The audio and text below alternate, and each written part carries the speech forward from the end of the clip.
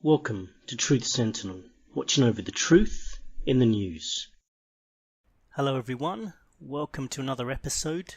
I know I haven't been producing so many episodes lately. I've been taking a break and I am working on other projects, but don't despair, we're still going to make episodes from time to time. Do contact me and let me know any episodes you would like us to cover, any topics you would like us to cover.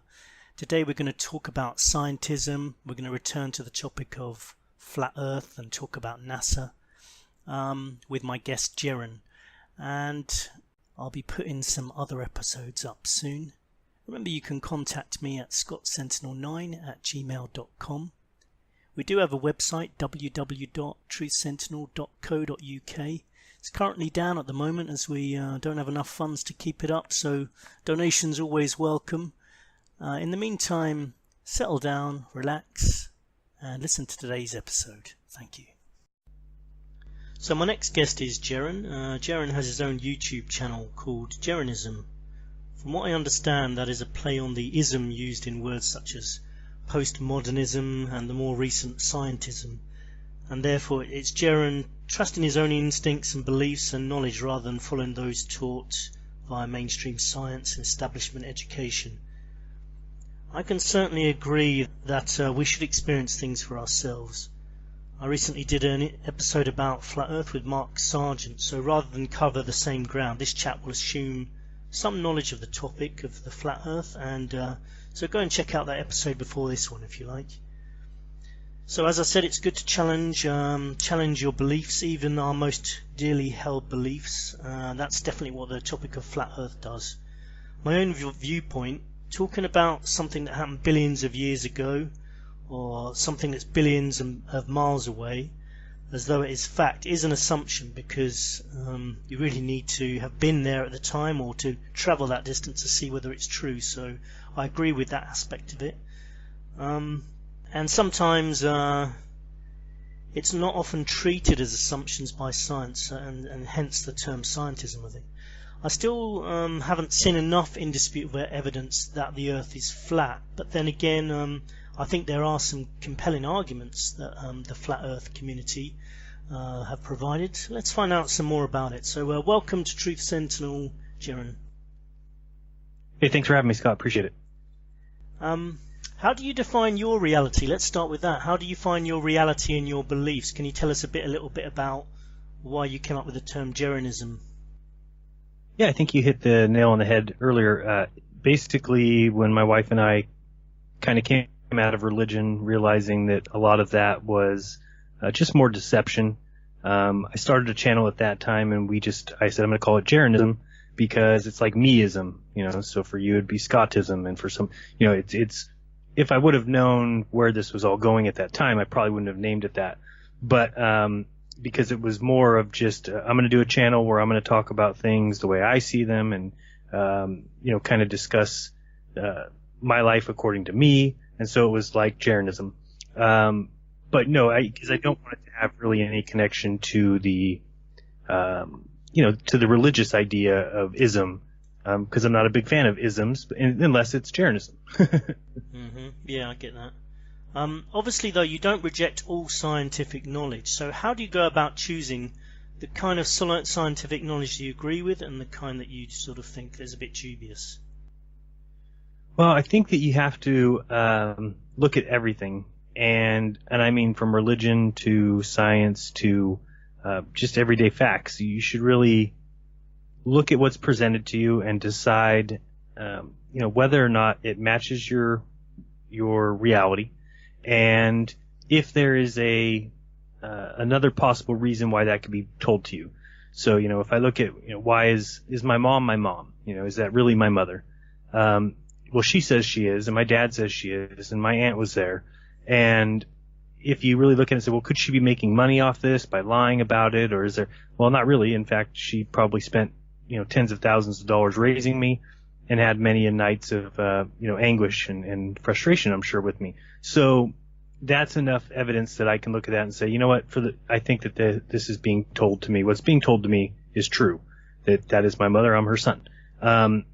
So if you kind of take everything that we get like that, and you just kind of weigh it out. And even if you do come to the conclusion that maybe somebody's lying about it, well, you can just keep that in the back of your head and address each thing that comes to you as a separate thing. And I think for me, with regards to space travel and NASA and the shape of the Earth and these things, it's just I kept going to the drawing board and kept saying, okay, well, I'll give him that. Okay, well, I'll give him that. And you often hear people say, the thing that has the least amount of assumptions is the truth. And if you're going by that, well, then it's a no-brainer that there's so many assumptions that we have just granted these people about different subjects, be it the Big Bang, be it 4.54 million year old Earth, be it stars are 25 trillion miles away at the least.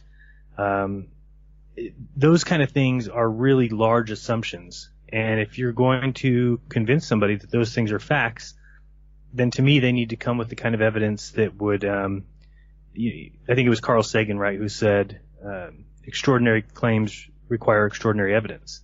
And, of course, Carl Sagan was saying that about religions, not about science. But it's the same thing for science. If you're going to tell me that I live on a ball and that I'm spinning and I'm flying through space, well, then I would hope that you would bring extraordinary evidence for that. And they don't really have any. They taught us when we were children, very young age. They taught us that believing in a flat earth was a ancient desert wandering idiotic belief. It's the worst thing you can call somebody is a flat earther. So those things to me are just signs when you go in and you look at it. Even you said in your little intro there that, while you may not believe in the flat earth, there's some very compelling evidence. Well, if I would tell you that the worst thing you could call somebody is a flat earther, and you looking into it have said now that there's some compelling evidence for it, that alone should perk your ears as to why is something that has been described as the dumbest thing that there is, why does that also come with compelling evidence? That's not the way it should work. And why is the thing that was taught to you as a first grader or second grader, why is that missing some of the evidence that really should be there? If we're going to be teaching first and second graders something as a fact, it should have an overwhelming amount of evidence. And that's... Yeah, I agree with you about the assumptions. By the way, I'm sure your mother, if she's listening, would say that you didn't cause her that much anguish. You don't know her. Maybe not too much. Yeah, do you not think that some of this is more about those who trust science, which the general public at large tend to? They tend to trust science, and those that don't? Yeah, I think it is about that, but I also think that is a direct result of the way science was taught. So it's not a matter of it's like people's fault because they trust science. Well, we were all taught about the scientific method, and that is the best way to get to the truth, or get as close to the truth as possible. Nobody's going to argue with that. The problem is that they taught science, and Neil deGrasse Tyson talks about science, and Brian Cox talks about science. They talk about it as if it's this otherworldly thing, as if it's not human beings at the helm of it. If it's, tests can't prove anything. There's no test that has ever proven anything, because it's a human being that has to look at the test results and then make an assumption about what that test is saying. So really at the helm, it's always been human beings, and human beings are corruptible. They are, they can be easily swayed with bribery. They can be threatened. They can be lazy. There's so many things that go into humans that we know as a fact. But for some reason, because of the way science was taught to us, and because Neil deGrasse likes to speak about it as if it's this otherworldly thing, he has a little science video up right now on YouTube where he says, I do a test, and a rival scientist of mine, he thinks he wants to prove me, he thinks I did it wrong. He wants to prove me wrong. So he goes and does a test. Well, even that alone, what he just said there, is not the way science works, because if there's a scientist who goes out and spends 3 years doing an evolution study on some birds in a tropical rainforest and comes to the conclusion that there's speciation and these species are changing or whatever, and publishes those results, okay, so that science test has been done. Well, there is no, a rival scientist. There is no scientist that doesn't believe in evolution. So who's the rival scientist that's going to go spend 3 years in a jungle following up on this test and doing his own test? And on top of that, who's going to pay for it? That's not, science is about funding and in order to get published in a journal, you need to have some exciting thing. That's how you make your name in the science business. You're not going to make your name by following up people's experiments for 3 years where you're not getting paid. That's a quick way to the poorhouse. So the way science is set up doesn't allow it to operate like they tell us. They kind of make it seem like it's this angelic like thing, and they talk about peer review, how great peer review is. Well, people just need to really think about that. It's like two turds asking each other if they stink, right? I mean, it's going to be, well, no, you smell great. Well, so do you. So, I mean, there's never going to be a good answer to some of these questions. And when you've got, I don't know how many people peer review papers, but let's say there's a couple hundred, you've got a couple hundred people reviewing a physics paper. Well, all those guys have spent 20 or 30 years talking about a certain subject in a certain way. So if a paper comes that is against everything that they've spoke about for 20 or 30 years, there's no possible way that paper will ever get printed, because they would have to admit that, oh, for 20 or 30 years we've been lying to people, or we've been completely wrong, and we missed this.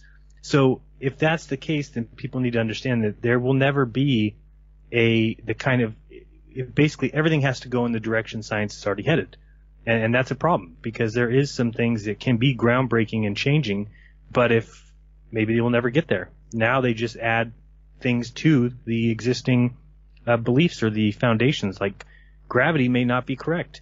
Their idea of gravity, because when they look in the galaxy, they don't see gravity acting as it should. So rather than do what science says is required at that point, which is go back and get a new theory, they just added dark energy and dark matter, and they've kept gravity there, because ultimately if you got rid of gravity like science says you should, then what's going to come into question next is, well, how are we a ball? How are we a sphere? Yeah, I agree with pretty much everything you just said then, actually. Yeah, I think when it comes to, say, making small changes in science, then they can deal with that. But when it's large changes or going back to huge existing beliefs, they have a bit of a problem with that. They tend to mock if anyone sort of said that the theory of evolution is wrong, then they're not really going to listen to it and peer review it. So I totally agree with you there. I don't know if you've seen it recently, but there's a California teacher or scientist actually down in a college down south, and his name is Mark Armitage, and he was in charge of this microscope lab. He's been one of the best employees in this lab. He trains people on these microscopes. In his private life, in his personal life, he's a Christian. That's something he never really let anybody know or didn't talk about. Obviously, he's a scientist in profession. Well, when he did a dinosaur dig recently, he found a Triceratops horn, and when dissecting it, found soft tissue in it. And so he published a paper, it got published in a journal, and he immediately got fired. And what people need to understand is that's the kind of thing I think you're talking about. When there's a paradigm shifting finding, and he's not the only one that's been found in multiple dinosaur bones, which means when you find soft tissue, the longest there's ever been soft tissue is like 20,000 years. And so that pretty much means, unless there's some huge fluke, that, because I don't think you can say, oh, well, this happened to be trapped just perfectly, that it lasted 67 million years. No. If it only, it's probably telling us that dinosaurs were much more recent than we think. And if that's not allowed to come out, well, then, people really need to understand what science is doing, that they've got their layout of how long they think everything's been here, and the Earth is this old, and evolution took this long. So things like discoveries like this by scientists that are getting fired, Mary Schweitzer, same thing happened to her. If they're getting fired for finding these are scientific findings. They're doing their job. They're finding dinosaur bones. They're finding soft tissue, which can be carbon dated. It'll come back between probably 10 and 20,000 years old. And science is not allowing that information to get out. They'd rather fire the person, and they just lost in court.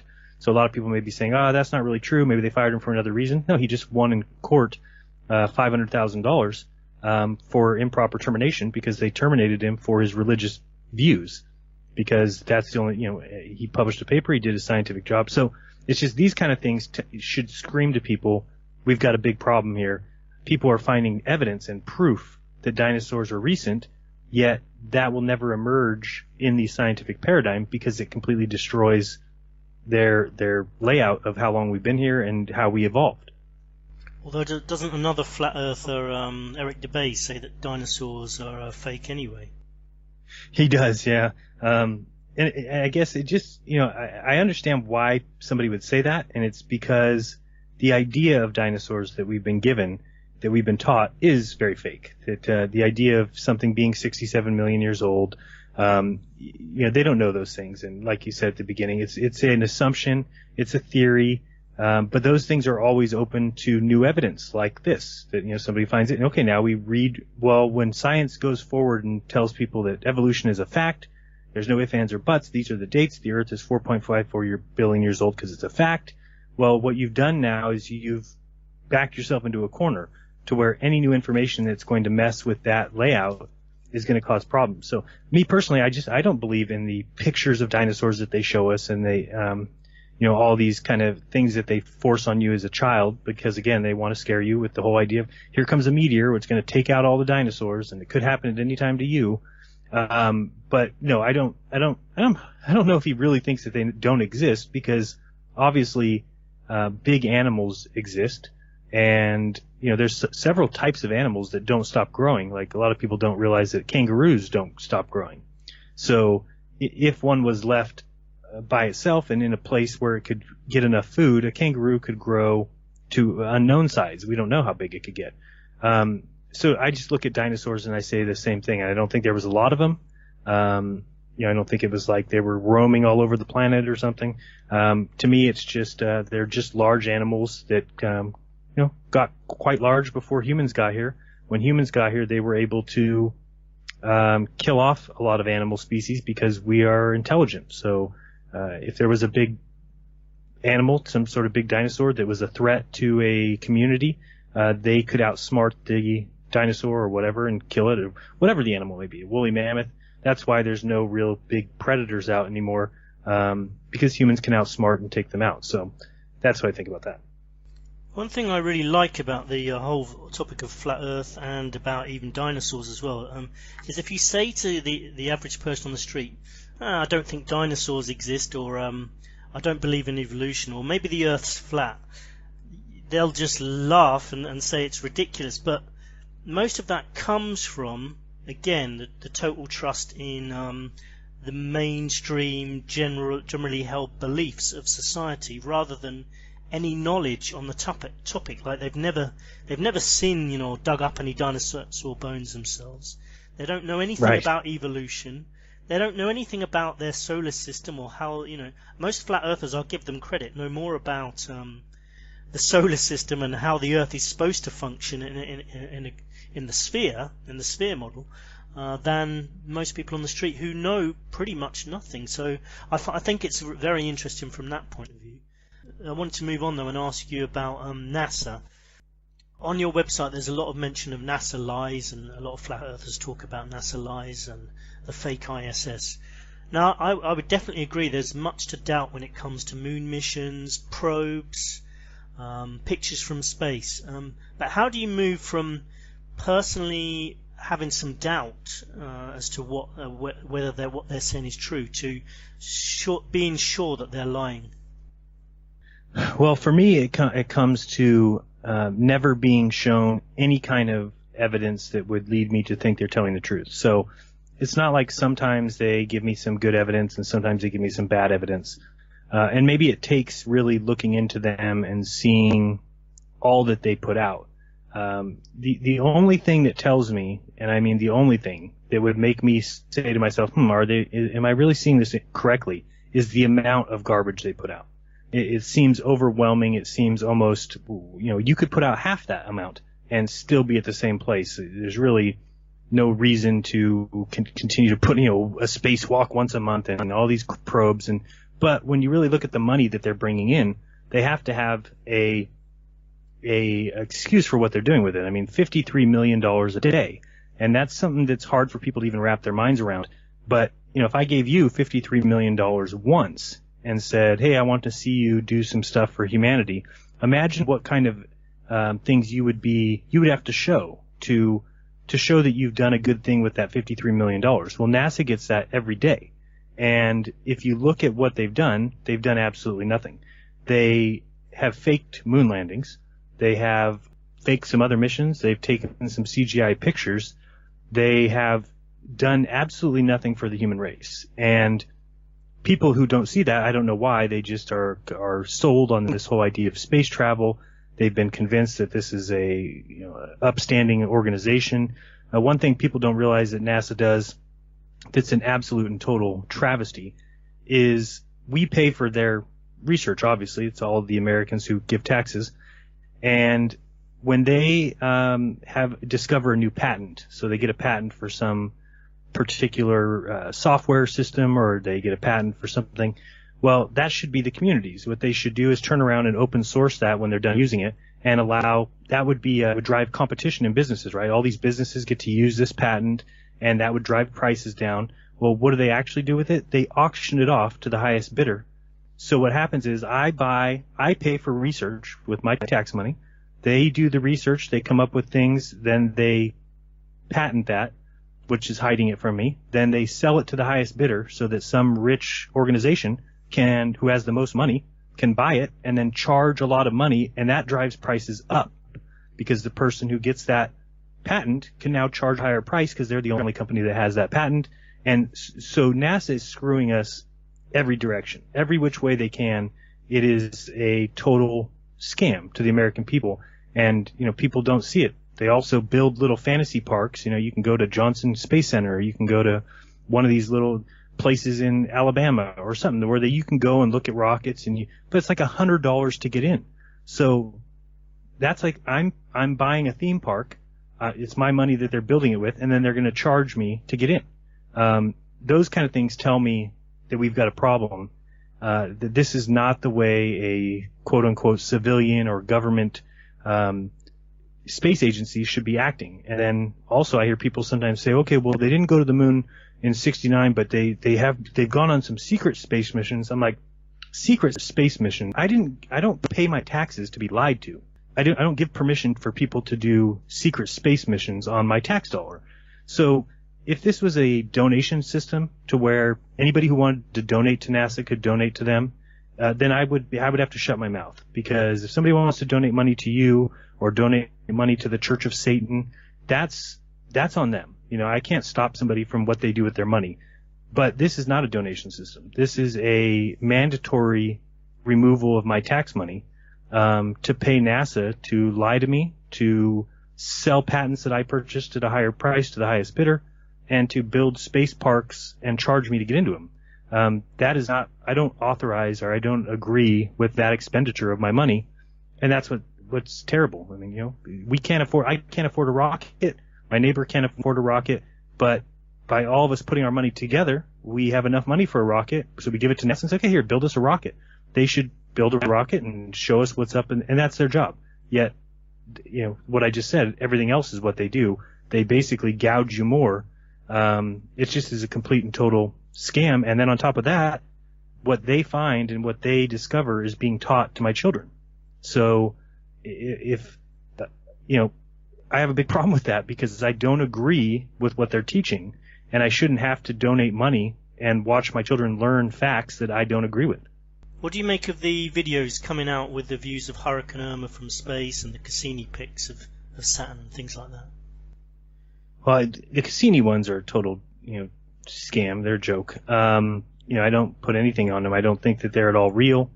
I hope people understand that all the scientists who build that spacecraft, once they're done building it, they hand it off to NASA and they never see it again. They'll see the rocket take off, it goes out to space, it gets released, it flies over to Saturn, whatever. But they never see video of it. All they get is tones. And so, to me, it's so easy to have a man behind the curtain, since space is mathematical and you had to plan this thing's orbits and its journeys mathematically, that it would be very simple for the man behind the curtain to program its path into the computer, so that a scientist sitting at a computer assumes they're looking at the path of Cassini. And as far as the hurricane, I think that some of those are high altitude video, but for the most part, especially with this most recent one, I don't think a lot of that looked very real to me. I think a lot of it looks computer generated, and we're at a place now where computer generated imagery is indecipherable from reality. They're at a place where they can do augmented reality, they can do We've seen evidence of it. I showed a recent video. There's a show here in the United States called The Big Bang Theory, and some episodes that they've had recently have one of the characters on the ISS, and he flicks floating pens and things exactly what we see from NASA, but we know that this person isn't in space. So people need to get through their heads that just because we see people who say they're on the space station, there's no proof that they're on the space station. There just isn't. That it could easily be done in the studio. I think as a human race, we owe it to ourselves to challenge NASA to turn and make sure that this is true. And this should already be done. When a group of us started coming out and talking like this, even if, let's say, you don't believe what we're saying, but you should look at us and say, well, we're all humans, and these guys look like they're trying to protect me as well. And then we all turn to NASA and say, okay, prove this. And if they do, then you can turn back at us and say, see, you idiots, I told you it was true. And if not, well, then we uncovered a huge deception. The problem with this is we are not even getting close to NASA because they've attacked the very idea that we're just challenging and saying, it's not like we're doing it for ourselves. It's not like I'm trying to protect myself. I'm trying to protect everybody on this earth from a huge deception that I think is obvious. I think when it comes to the pictures or the images that NASA produce, they should make it clear which are photos and which are animations, because they don't, basically. So they're left with people assuming that things are photos when they're animations. The Cassini ones, I would agree, just look very dubious. And then they probably turn around and say, well, no, that's an animation. So they need to be clear. I agree also that recently they showed a picture of the Earth from Saturn, which is a little white dot, and I thought, well, why couldn't they take pictures as they were leaving Earth with this probe, and different size pictures of the Earth? Why a white dot? So I agree with you on that. I guess some people would say, general members of the public would say, you're being paranoid if you don't trust a big military government organization like NASA. I'm only saying members of the public would say that. I of course wouldn't necessarily say that. Well, one thing I would say to them is, the very first thing is my senses tend to be correct at all times, and so does everybody else's, or else they wouldn't be alive. When you cross the street, you use your eyes to look both ways. You use your ears to make sure there's no cars coming. That's throughout our entire day, our senses are constantly being used. And it just so happens that in places that our senses fail us, it happens to fail us because of what we're told. I'm told that the sun is 1,000,000 times as big as the earth. To me, it looks very small. I'm told that the earth spins. However, it looks to me like the sun and moon go across my sky. I don't think there's anybody on this earth that watches the sunset and thinks to themselves, "Oh, I'm falling backwards right now," because clearly they're not. And what I tell people all the time, because they always tell me, "Well, we're spinning and we're flying through space, but it's no acceleration, so that's why we can't tell." I say, okay, time out. If you believe that, so you've now adopted what science has told you. You've adopted what astronomers have told you. So I said, at what speed would you question it? And they don't, they said, what do you mean? I said, okay, well, we're going 66,000 miles per hour around the sun. So what speed would I have to say for you to say, now I doubt it? And the answer should be none, because it's all the same. You've already adopted the idea that if we're going at constant speed, it cannot be felt. So if I tell you we're going 3 trillion miles per hour around the sun, you shouldn't have a problem with that. You should say, okay, and then if I say we're going 400 quadrillion miles per hour, then you have to say, okay. If you are not okay with that, then you need to understand why we're not okay with the 66,000. The reason I'm not okay with that is because it could be any number. That it's not like, oh, I have a problem with 66,000. Well, it could be 20,000, could be 80,000. There is no direct connection with reality, with whatever number they've given us. It's just same thing with the sun size. They tell us the sun is 1,000,000 times the size of the earth. Well, it could be 1,000,000,000 times the size of the earth, and you wouldn't argue it because you've already accepted the words of men without, like you said, they haven't not done any measurements themselves. They can never measure the speed of the earth. They can never, Einstein said that there's no optical experiment that can measure that the earth moves at all. So what it looks like to me is that anywhere where our senses can't follow through to the point of measuring things, it seems like somebody is taking advantage of us. So we can't know how long the earth's been here, so somebody tells us how long it's been here, and we have to believe it or we're considered idiotic. And that's a problem. If science was really so confident in their truths, then they don't need to demean people or call them names or use that threat of, non-intellectualism or whatever you want to say. That's what science uses as their tool, and that really forces people to just bow down and accept whatever these words they say. And for me, I don't need to do that anymore. I don't need to count on men to tell me how fast the earth is spinning. If I felt like I was being tugged to the east every day, and then science said, oh, by the way, you're spinning, I would say, oh, that makes sense because I feel this tug towards the east every day. But we don't feel anything. And the people are saying, oh, well, it's because you spin and it's because you fly through space. And at that point, we need to ask, well, is this just a case where my senses are just failing me? And why is it that my senses only fail me when, number one, a lot of people will say, oh, well, have you seen those optical illusions online or on videos? And it's like, yeah, well, those are set up to fool you. That's not what I'm talking about. We're talking about the earth, and your life around you is not set up to fool you. And just so happens that, like, the distance to stars. I mean, people are smarter than that, in my opinion. If you go outside tonight and look at the stars are not 25 trillion miles away or further. That they're right there. You can see that they're so close. How close? I don't know. They could be 1,000 miles. They could be 10,000 miles. How would I know? But I do know that when you're talking 25 trillion, that is outrageous, and it needs to come with the kind of evidence that would be required to convince somebody of something so preposterous. A trillion seconds. So 1 trillion seconds is 33,000 years. So people don't even understand how big of a number a trillion is, let alone 25 trillion miles for the closest star. And that is outrageous. It's simply outrageous. And if you do the history, look at the history of that, basically when Tycho Brahe was talking to these astronomers of the day, and they were saying that they thought we went around the sun, and he figured it all out and said, it's impossible what you guys are saying because the stars would have to be trillions of miles away. And then he died, and Kepler took his work, and the next thing you know, stars are trillions of miles away. So it's a really easy get out of jail free card for them. It's a really easy thing, and it's also, like we said, the most assumptions. Well, you have to give them that assumption that the stars are 25 trillion miles away. I don't think there's anything that tells us that. All you need to do is look at our own sun. That's 8 light minutes away, because it takes light 8 minutes to get here. So if we double the distance to the sun, and the sun would get about half the size or whatever, then we're talking about 16 light minutes. And then you do it again, double the distance, and then you're at a half hour of light time. And then do it again, and you're at an hour. Well, you need to keep going until you get to trillions of miles, or 5 or 6 light years. Well, we were just talking about light days or light hours. We're not even close to years yet.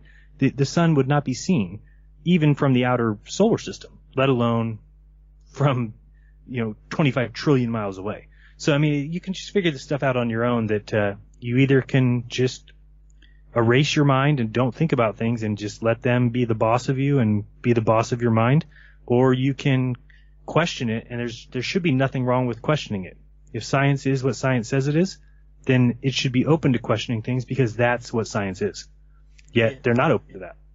Yeah, there definitely should be nothing wrong with questioning most things, really. I saw your video with the Big Bang Theory clip. Yeah, it did look just as good as the ISS videos, I have to say. I agree with you that if you go up to someone on the street again and say the sun could just be only 3,000 miles away, I don't think it deserves mocking and laughing, because really it could only be 3,000 miles away to the person on the street, at least, because they have no way of checking. So really it is down to basically they're laughing because you've said something that disagrees with the majority beliefs as given to us by science. I guess a lot of people, they think, well, there's all these people, these scientists that are really hyper intelligent, much more intelligent than me, and they can use algorithms and equations, and so they must know what they're talking about, and so I'm going to put my trust in them. I think that's what most people do. But I think also one thing a lot of people probably haven't considered, members of the public I mean, is that the Earth's spinning. It does mean that the atmosphere and the air is spinning as well, right? Yeah, it has to be connected to the Earth, or else you would have, for instance, planes should go faster if you're going west, because the Earth is spinning towards you as you're flying in the plane. But they say that's not the case, that when you are flying, that the entire air around you is moving at the same speed the ground is. It's the most ridiculous belief that there is. I mean, and when I say it's ridiculous, I don't want people to take it the wrong way, because 5 years ago, I believed all those same things. So I'm certainly not saying, oh, I'm smarter than you or I know more than you. It's just once you've given yourself a chance to review the information and you're open to the chance of maybe I was lied to, let me look into this for myself, you will inevitably come out on the other side realizing that you've been lied to.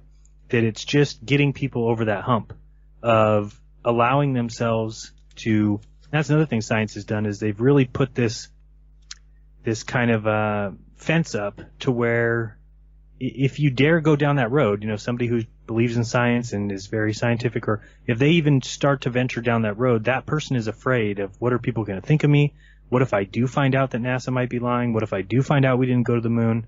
And a lot of people do not feel comfortable in that. They feel more comfortable just going along with science, going along with what science says. And I think it's an excuse for people to be dumb. I think that if you were formerly religious and you got out of religion and you found science, then you probably went there and just said, okay, now I like these guys. They're talking truth. They talk evidence. And it allows people to go around, like people in my comment section, and just say, oh, you moron, you stupid idiot, science, dude, get a physics book. Well, that, and like you said earlier, I know 10 times more than that person does about the heliocentric model. But because I'm going against what they believe, they'll just call me names and say, go get a physics book. So that doesn't make you smart. But people are allowed to go around YouTube or go around and think that they are smart. And they feel like they're in the smart crowd. Yeah, no, I agree with that. Yeah, let's talk about the ISS. Yeah, I would agree. There's some dubious outages sometimes. Like, it goes offline quite a lot of the time. There's some things I've seen in videos. If I was looking, I might say, yeah, that's a bit weird. The weird hair thing, I totally agree with. I mean, why are so many of the women on the ISS? Why do they have such long hair? Like, it would seem to make sense from a practical point of view and from a hygiene point of view that women would have fairly short hair on the ISS. So I don't understand why they've all got these long hair, and it almost does seem like they're doing it just to say, look, I'm in a weightless environment. But that's me starting to get a little bit paranoid and thinking, do these flat earthers have a point here? So I wonder sometimes, if you start looking for things though, then you might see it. I mean, have they ever screwed up big time? That's the thing. I mean, I've looked at some of the videos and I've seen ones. I've heard the talk about the green screen, the use of green screen, and I've seen things that look a bit dubious. But I haven't seen anything that's like, yeah, that's 100%. This is not real, and that's the problem for me. Is like, with all of these things, you could look at them all together and sort of say, okay, yeah, I believe it's a flat Earth because of all these things together. But Right. if you look at one thing alone, like the ISS, I can look at it and say, yeah, maybe it's not real, but I can't look at it and say it's definitely not real. Well, what I would say is to that is I agree with you that the big Easter egg, or the finding of all findings, will be when somebody finds something like that. Now, here's why I don't think it'll happen, is because none of what they do is live. You could never know. They can write the word live on the screen all they want. But believe me, if this is a deception like I'm saying it is, then everything is run through at least a 5-minute buffer, to where if there ever was any kind of mistake that was detrimental or catastrophic, that it would be taken out. So in my opinion, you will never find a mistake like what we're looking for. The other thing is that you have to look at things that make no practical sense. One of those for me is there's no 24/7 view of the Earth from the ISS. That alone tells me something's wrong, because they've got satellites up there, they say, and they can provide a video feed. So why wouldn't that video feed be 24 hours a day, 7 days a week? They goes black or blue screen about every 45 minutes or so for about a half hour.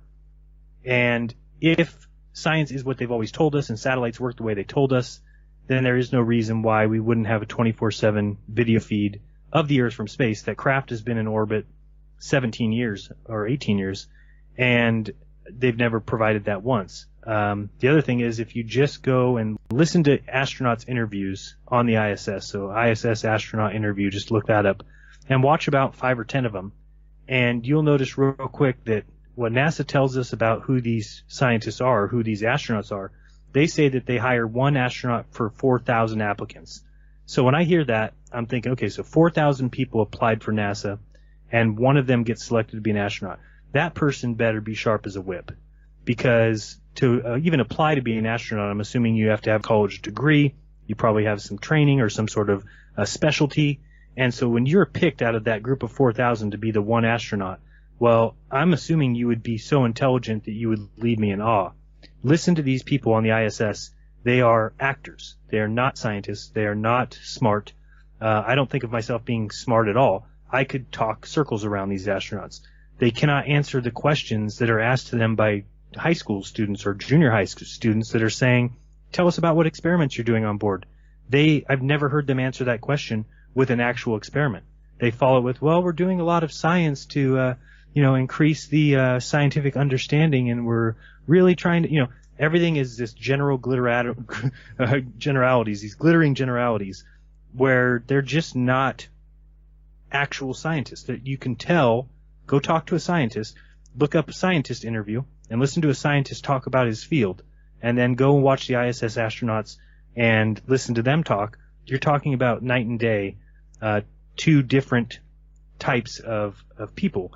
One, it looks like, is in it for the money and is in it for fame, and they put their little smirks on their face, and it's just not real scientists doing real science in the ISS. Right. Yeah. Well, that's a good point, actually. I hadn't thought about that one before, and but staying on the same topic of personalities of astronauts, the video of the moon mission astronauts giving interviews after the first moon landing was strange. They don't look very excited, to say the least, and that's been used by a lot of people to sort of say something weird's going on there.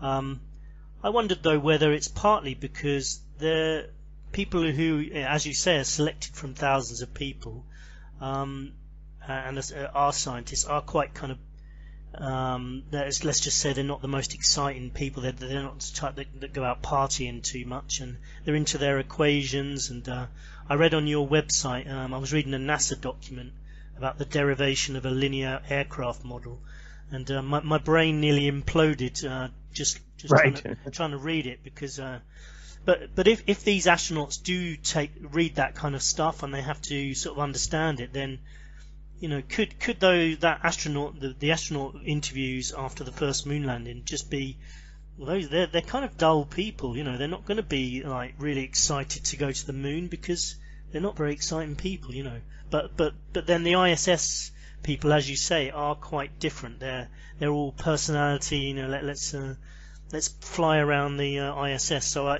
they are quite different to the moon landing guys anyway.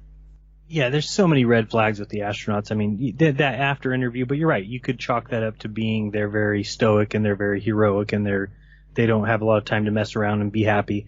But really, when you look at all the astronauts that have been to space or went to the moon, they all have their individual issues that you should see, with them. I mean, Alan Bean, when somebody was talking to him about the Van Allen belts, and he said, well, I don't think we went that high. And they said, oh, well, the Van Allen belts are, 35,000 miles from the Earth, or actually I think it's further than that, but they say how far the miles are from the Earth and how far they went out. And he says, oh, well, we went right through them. And I think he also says, oh, well, we went before they discovered them, as if that helps you get through the radiation. So these guys all have their problems. I mean, Neil Armstrong was the first man on the moon, and he went into hiding the rest of his life and granted only a few interviews to NASA, rare interviews. This man went into hiding. He didn't want to be a public person. And again, you could chalk that up and say, well, he wasn't a very public person and he didn't. Okay, that's fine. Buzz Aldrin went to the bottle, became an alcoholic. Again, these things can happen to everyday people as well. So it's not just saying, oh, it's just because they faked this moon mission. But there's so many things. I don't know if I know it's not something that is known worldwide, but the whole Gabby Giffords shooting that happened in Arizona in 2011, If anybody's done any research into that event, it was another hoaxed event by the government of the United States, and her husband is, Mark Kelly, an astronaut. And so all these things go into my decisions. Not as simple as saying, oh, I don't want to believe in NASA, so I'm just going to say the Earth is flat. That this is a bunch of research, and every direction you look, you start to find reasons not to trust these people, from them being all Freemasons, as far as them taking the Freemasonic flag to the moon. These kind of things should make people really look into what's going on. I mean, look at what NASA did with the shuttles. This is something that Americans should stand up and scream about, because we had 6 craft. Now, granted, 2 of them crashed or blew up. So we had 4 shuttles that took people to and from space. Okay, that's what they did. They flew to space, they docked with the ISS, and they came back to Earth. Well, NASA took all 4 of them and put them in museums and canceled the program, and now we pay $86 million a seat to fly astronauts to the ISS. That should make people flip out, because it makes no sense. It's not logical in any way or shape or form. There's no way fixing, if they were broken, then spend that money on fixing the crafts, and then we'll fly ourselves to space. Why would you pay, and this is $86 million a seat every time we fly on the Soyuz to the ISS. Believe me, there's nothing that's being done on the ISS that's worth $86 million, period. Let alone having to pay that multiple times for multiple astronauts to go multiple times on multiple trips. And there's nothing that makes an excuse for why would you get rid of a vehicle that did exactly what you needed the vehicle to do. The vehicle flew to space and back. So, those kind of things just make me really have to say that they've never given me any sign of being anything other than deception at the highest level, and employing children and kids. They not kids, but they employ looks like people fresh out of college. They employ it just doesn't seem like a real organization that I would expect it to be. And could I be wrong? Sure. But I tell everybody also, don't trust me. Whatever you do, if you believe in things that I say without researching them, then you're doing the exact thing that I think got us in this predicament in the beginning. That people need to research, and I'm confident about that because I have yet to really find very many people that have done the amount of research and come out on the other side and said, no, I still think that we went to the moon, or no, I still think that Sandy Hook was a real shooting. And I respect people if they at least do the research. So if somebody tells me, hey, I've done the research, I've spent 3 weeks on it, and I think the Earth is a ball, I want to have a conversation with that person. I want to talk to them and say, well, what kind of things did you find? What kind of, I respect that person's opinion. The opinions I don't respect are the ones of people who won't give it the time of day, or just immediately dismiss it as, well, you idiot, we were taught that the Earth's a ball and it's been that way for thousands of years. We've known for thousands of years.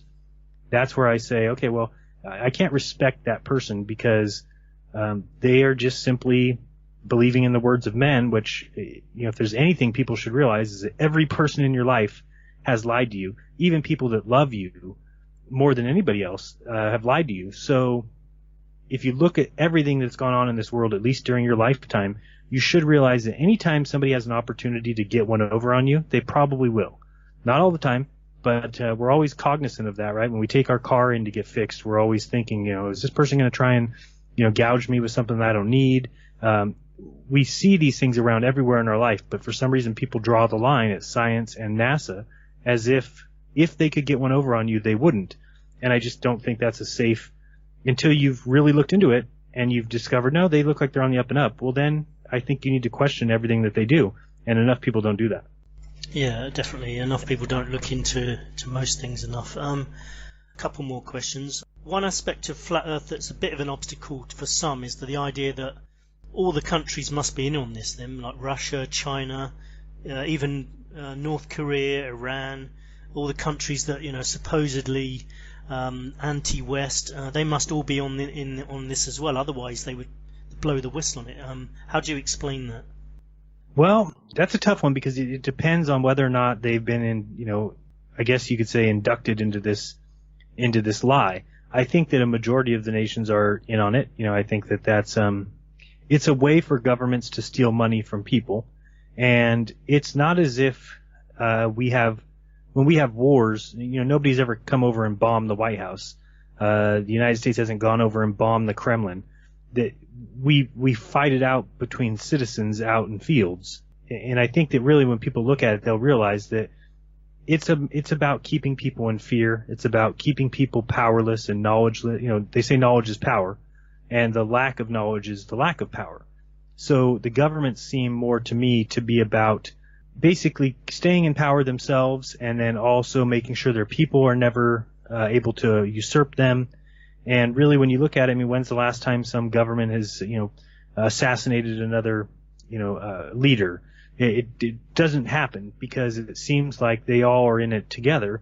Now, the American government might get together with the CIA or something and take out John F. Kennedy, but that's not another country doing that. That was within our own circle of people that decided to do that act. So it seems like really it doesn't surprise me that you would have countries who on the outside from us looking at it say, well, these countries are, because that's what they want you to think.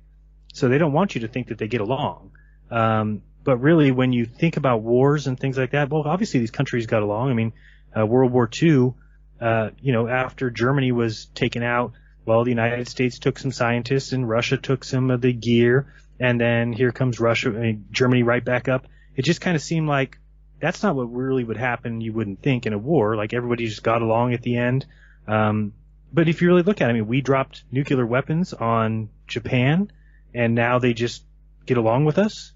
I mean, there's just a lot of weird things about wars and these battles between countries that make you really have to wonder how much of it is being played out.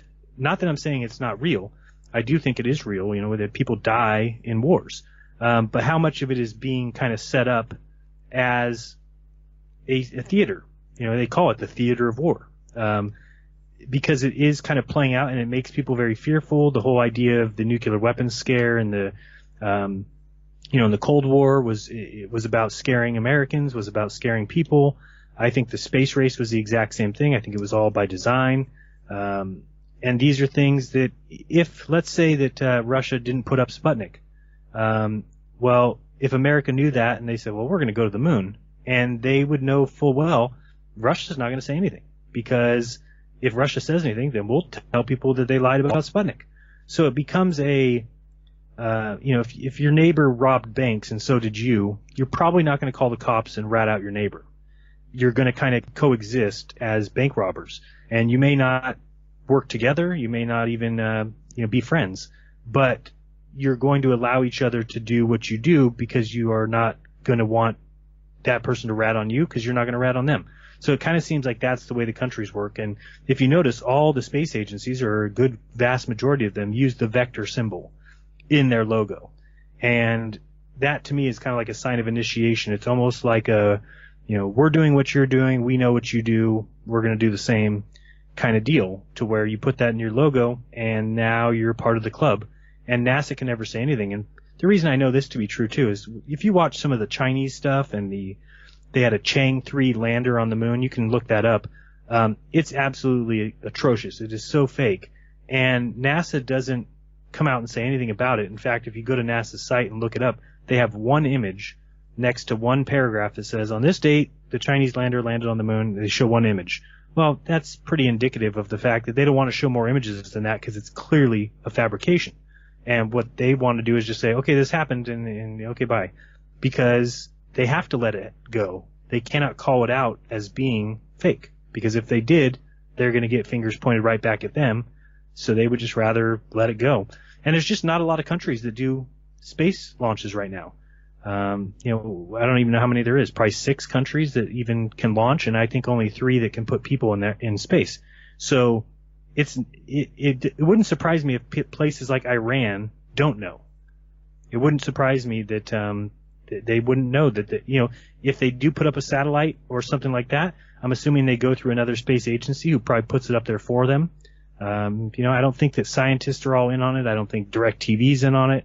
These people think that they're buying satellites and putting those up in space. And if NASA knows how to do that with a balloon or in a cheaper fashion, they're going to still charge $350 million. They're going to take that money from DirecTV and they're going to put up a $50 million balloon or whatever and pocket the rest. And I think that's what they do. So the least amount of people that can know the truth is best, and the most amount of people that can trust what you're doing as fact, the best, because those become your teachers and your professors and your big science backers. And so as many people as can believe it. That's why I think Neil deGrasse and these guys, I don't think they're liars. I think they're believers. And when you have a believer, you don't have to worry so much about them because they believe it so much that they won't make mistakes. You know, if Neil deGrasse was an actor, they would have to worry about him constantly because he could change his mind. He could say something wrong. But when he's a believer, that's your best asset. Last question. The globe versus flat Earth seems a kind of circular argument, to excuse the pun, but it goes around in circles unless there's some definitive proof provided by the flat earthers. It just feels like it could never be resolved. I saw one of your recent videos about measuring the curve. What are you planning to do with that? Do you think it will really prove once and for all there's no curve? Yeah, we've kind of looked at it a couple different ways now. We've had some people give us some ideas to make it even better. I guess what I'm looking for mostly is a experiment that proves it to me, because everything, like I said, everything that I've done, it's a collection of all my research. But really the problem with it is there is no measured curve that I myself have seen. And so I can never believe that the ocean curves and that there's people standing upside down underneath me, and those things do not have the kind of evidence that I would need to believe that. Now, if I did this, I wanted to find a test that if it went in the direction that showed that the Earth was curved, that I would believe that. And this test started out and still remains that way. I don't think anybody might feel the opposite way. I don't know if there's any globe believer who would say, well, if this test shows that there is no curve, then but for me, we're going to go do the test, and I'll explain it in a second. And then what we're going to do is, if it shows what I think it'll show, then we're going to do it again. And the next time we go out, it will be with professional camera crew, a real, a surveyor or a couple of them. We'll send letters to the media telling them what we're going to do, and we'll make it a big deal that way. The reason I want to do that is because I want to have a video that I can just have up to where if people call me names or say, well, why do you believe this, that I can easily refer to a measurement that showed that the Earth isn't curved. And so what we're going to do by a river, there's a offshoot of the Sacramento River here in California. They have one stretch. It's called Victoria Slough or Victoria Canal. It's a 4-mile straight shot stretch of river, and it's not a flowing river. It's kind of a stagnant slough. It's always pretty full, and so since water is your baseline, and so when they give us a number like 8 inches per mile squared, they're saying that number is assuming that the Earth is a perfect sphere, right? We know it has mountains, we know it has valleys, so it's hard to measure the curvature of Earth because it's always different. But when you're talking about the surface of water does curve at 8 inches per mile squared, because that is the basis, that is the sea level. That's what everything's based off of. So if you take a river like that, what we're going to do is basically set up a laser and a theodolite on one end, and then some posts every half mile, so 6 total posts down to 3 miles. And then we're going to shoot that laser, and where it hits that first post, we're going to mark it, and then we're going to keep going all the way till it hits that final post. And then with a theodolite from the other side of the river, what a theodolite can do is it can actually measure the distance from the surface of the water to the point where that laser hit that post. So by doing that first test and measuring, okay, how far is this from the water? Let's say it's 5 feet. Well, when you move down to the 3rd mile and you measure that distance from the water to the laser pointer, it needs to be 6 feet higher. So if it's 5 feet from the water surface on the far left side, then on the right side it needs to be 11 feet from the water surface, which would prove a curved Earth. I think anybody who just thinks rationally doesn't need that experiment to prove it to themselves, because for me, if I'm standing looking at a body of water from left to right, it's 3 miles long. If the water on the right-hand side is actually in reality 3 or 6 feet lower, then the river would flow that way. That it can't be level. And So it's one of those kind of mind benders, but I think people need to see it to actually believe it. I was listening to one of your detractors today. Do you know the Five Red Pears guy, Graham? No, I've heard of him before. He talks about you anyway. He was talking about the curvature, trying to explain it. I must admit, it was very boring. He was talking about pressures and all sorts. That's part of the problem, I think. The scientific explanation for some of these things is just very dull. It was a long explanation video. Well, I mean, imagine this: that where are you from? Where do you live? I'm in Thailand at the moment, but I'm from England. The water on the globe is level at all places, so it is level with me. So everything would match exactly as put on a flat Earth because the ball is always the same distance to the center of the Earth. And again, that's a great metaphysical idea. It's even a good theory. But the problem with it is well, then I need to see evidence that there is such thing as a sphere that pulls things to the center, and there's not even one example of that. The only thing that they can give you for an example is the Earth. Yeah. Well, that's not a good enough example. It's just in school, use a word in its definition. And it's the same thing. You cannot prove that the Earth is a ball by saying that the Earth is a ball. That's not proof. And there is no evidence anywhere of things pulling to the center of anything. That people have said to me before, well, what about the bubbles of water in the ISS? I said, yeah, they squirt it out of a little straw. I said, go get a pitcher of water and dump it out in the ISS and tell me what happens. It will never create a sphere, even though it should, because water has mass and mass should pull things together. There's no evidence of anything creating a sphere. There's no evidence of things pulling to the center of spheres. It's just that has been told to us as a fact, even though it's never been shown. It can't be shown in a lab. Science is about repeatability, testability, falsifiability. None of those things match what we're told about the Earth. So is it a possibility? Sure, things could all pull to the center of spheres. In which case, yes, the surface of the water in Australia and the surface of the water in California would be equal distance from each other, or equal distance to the center.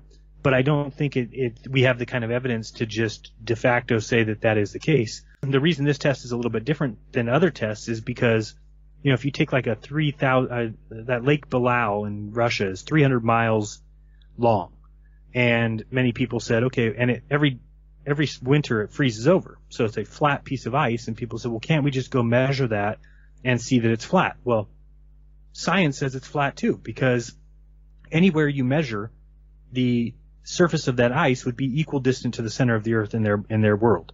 So even that we can't use. But the difference between this experiment is by using a laser and getting it off of the water. We're not doing it above the water. We're doing it next to the water. That gets rid of refraction, which has been used in the Bedford Level experiment many times before. It ended up being the reason, because science gets to employ certain things. When you see things further than you're supposed to, they say, oh, that's because of refraction. It's a 17% standard refraction. They just get to add that, almost as if they made an error in how far we should be able to see things. And so they get to add a 17% fudge factor whenever we see something we're not supposed to. So it's kind of the same kind of system, to me at least, that looks like there's a problem. And if we send this laser across and it's off the water, so now they can't use refraction, and if it stays level, there's no excuse that they can use. I mean, their next excuse would be that gravity is bending the light with the shape of the Earth.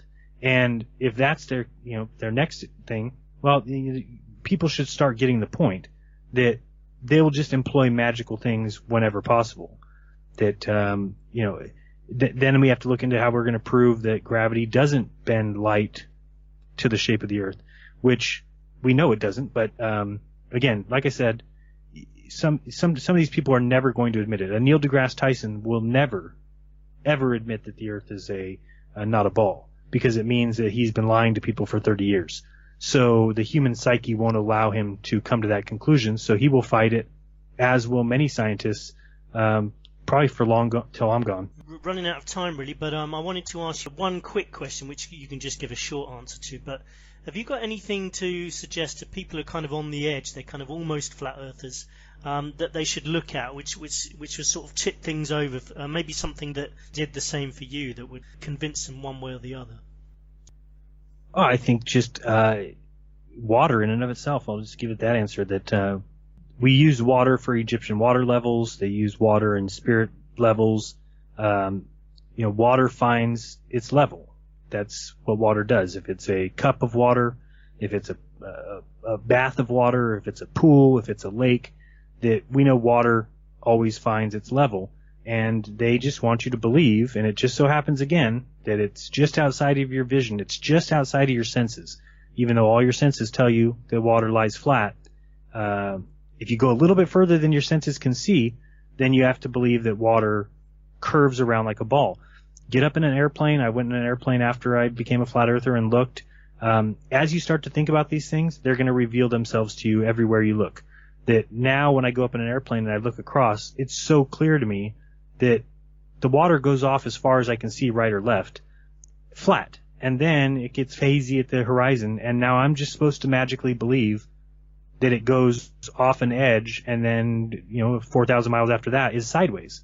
There's not sideways buildings anywhere in the world. There's not upside down buildings anywhere in the world. It's just a metaphysical belief where they've placed us all at the top of the globe and said everybody gets to the top of the globe, which is metaphysical. It's not reality. You can't just say, well, my perspective says that I'm at the top, but you're at the top in your perspective. You can't live life with just what your perspective is. Otherwise, when you walk by a homeless person, you could just think to yourself, well, in my perspective, that guy's very well fed. I don't have to worry about him. It's not the way you operate life. You can't just say, well, my perspective is this.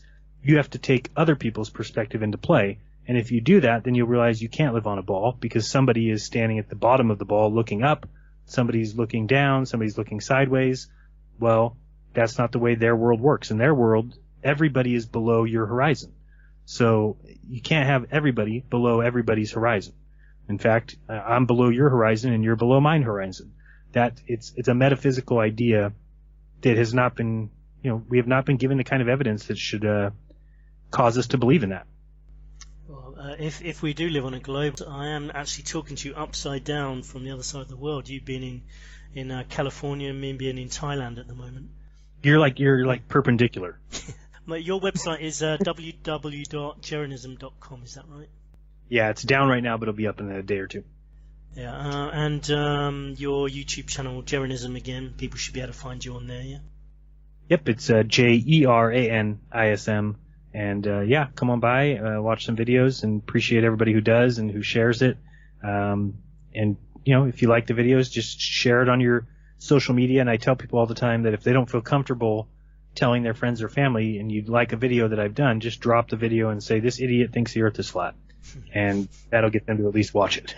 Yeah, good idea. Thanks ever so much for joining us. It's been great talking to you. I would love to chat to you again because I've sped through some of the questions just because I'm strapped for time, but I would love to chat to you again at some point. Okay, I'll give you a homework assignment. Watch 5 interviews from the ISS astronauts, and you tell me how smart you think they are. Okay, I'm going to do that. I'll do that now, actually. And anyone else who's listening, hopefully there's somebody listening, try and do the same. Listen to the interviews from the astronauts on the ISS. Yeah, thanks for joining us, Jaron. And Appreciate it. Bye.